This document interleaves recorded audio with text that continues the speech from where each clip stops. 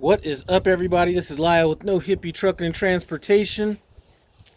Still sitting out here chilling. I think I'm going to come back out on April 5th. That would be a Monday. Anyway, one of the things that we used to do in my last profession, being in the mortgage business, every now and then you'd have some of these mind melders come out, these gurus, motivational speakers come out. And one thing that they used to always do was have you break down how much money you were making per loan, how many loans you were doing per week, and then figure out all this stuff and actually break it down to how much money you were making per minute. Now, I didn't break it all the way down to the minute, but I did break it down to the hour. And since when I'm out running, I'm counting all 24 hours into this equation.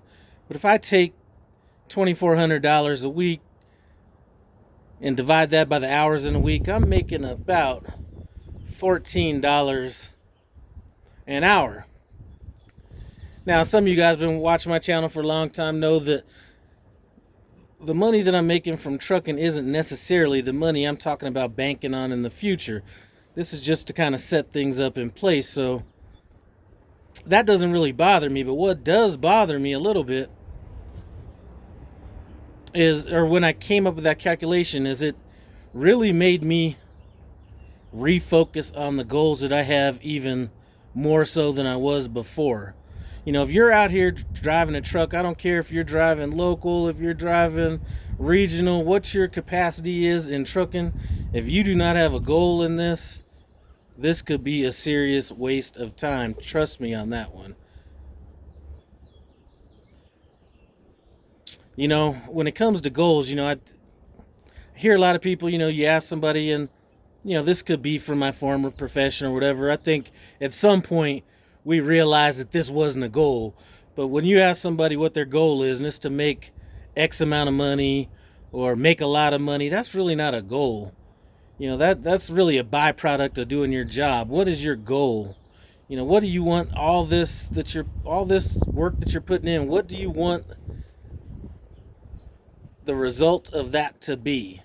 You know what I'm saying? On my end, I need to tighten up my goals a little bit further. I'm not sure if I want to get another house here, keep this house, rent it, get a investment property somewhere, get a rent. I'm not 100% sure, but whatever your goal is, that could be to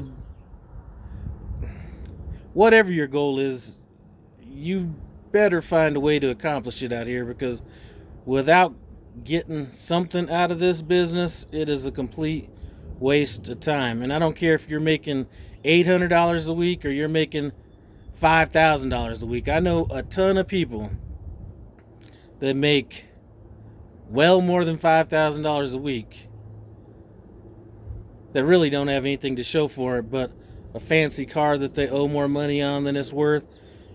Typically they got a good house, so they might have $200,000-$300,000 of equity in their house, so that's good, but a lot of credit card debt. So when you balance it all out, the net worth really isn't there. Me, I'm trying to work on our net worth. If that's not your goal, if your goal is to have the biggest Nike collection in the United States, get hammering on it, because like I said, some of you guys plan on spending a lot more time in this industry than I plan on. And if you put in 10 plus years out here, and I've seen people out here way longer than that, and you don't have anything to show for it, none of the goals, well, maybe you haven't set any goals, but you weren't able to accomplish the goals that you want, this is a waste of time. And I'm going to tell you a true story, okay? I was on my way to Salt Lake City for orientation almost exactly 2 years ago. I think I left on March 3rd to go out there or something like that 2 years ago. And I stopped at a TA, get something to eat, and I'm looking at this old couple that's in this Taco Bell, and they're in there eating and everything, and they got this 1,000-yard stare on their face. Now, I don't know what they have, what they don't have, whatever, but I'm just looking at that and kind of trying to calculate how many years I think they've been out on the road. And it looked like they've been out here at least 20-something years. And what went through my head was, what do they have out of this? And that literally scared the absolute shit out of me right there. Made me realize, no matter what you do in this, no matter how much money you make, everybody wants to talk about how much money, truck drivers are making. Do you make more, than if you went to college or this or that? One thing I'm going to tell you, if you are undisciplined out here, this could be the worst industry for you to get into. I'm just I'm not at that point. I'm a little bit past that, but let's say that I got into this in my 20s and I come out here and I take the philosophy, okay, I'm just going to live in my truck and run and gun and do that whole thing. And then after a 20-year career, I got a Ford F-150 and a rental apartment maybe to come back to. That's not worth it.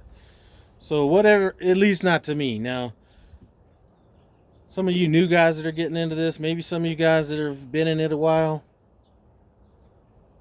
drill down what your goals are. Having a bunch of money is not a goal. Try to be, one thing I learned in my last profession is when it comes to your goals, you need to be as specific as possible and try to have that stuff be as realistic as possible.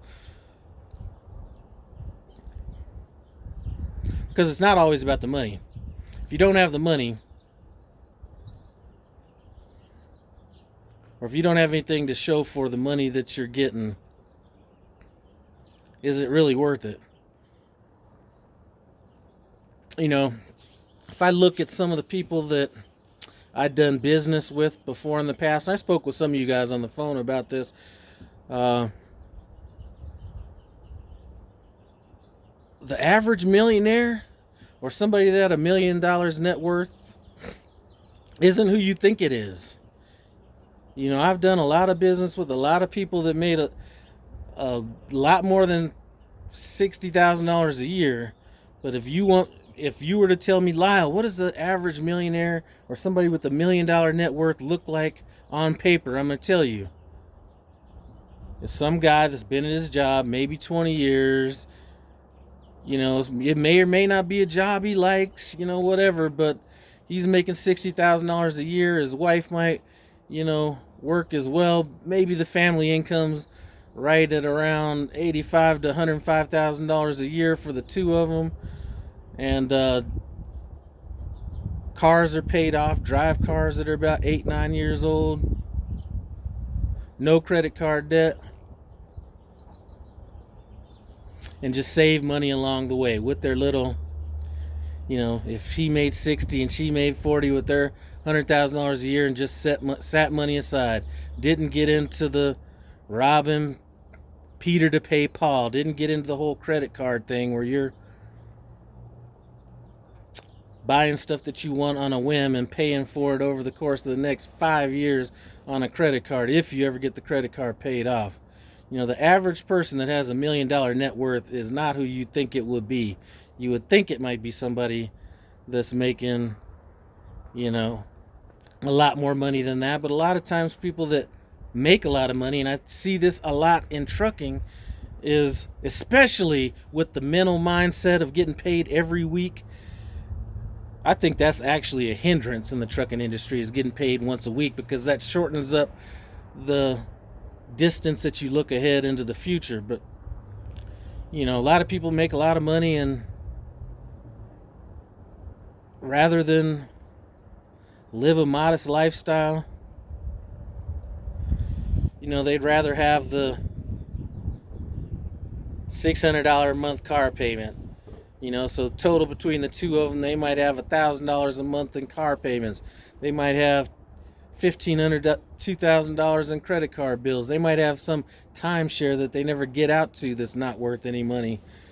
So listen, it's not, I guess my point, and I'm rambling on, my point is, we talk about money in trucking a lot, and it's not your income that's going to determine your net worth. Now, it has something to do with it, but if you're not handling that to some degree, it could end up being a whole lot of wasted money.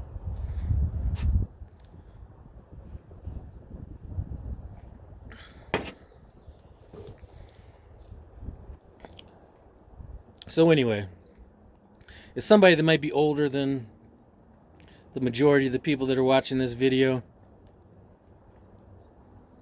Start saving some money. Do not get into any bad habits.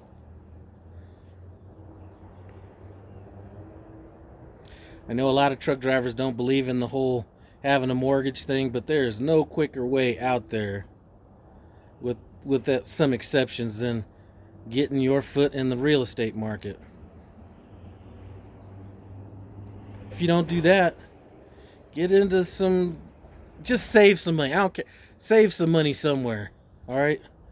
If you're a company driver, max out that 401k.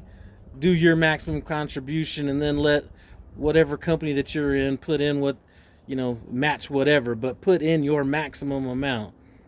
If you got money set up on the side of that, get you a little Merrill Lynch account or Fidelity account. I personally, it could be the Robinhood. I'm unfamiliar with Robinhood and all that kind of stuff, but get some kind of a stockbroker's account where you could just set aside a little bit of money and be like, you know what?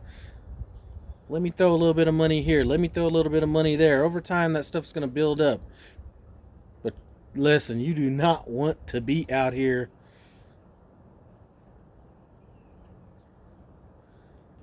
for 10, 20, 30 years and have nothing to show for it. Anyway, it's just a little introspection on my part. I'm about ready to get in here and get this next cooking video done. I did do a cooking video and I am rusty as hell. I might have to give up on that channel, because that has kind of passed me by with the kind of videos these guys are doing from my,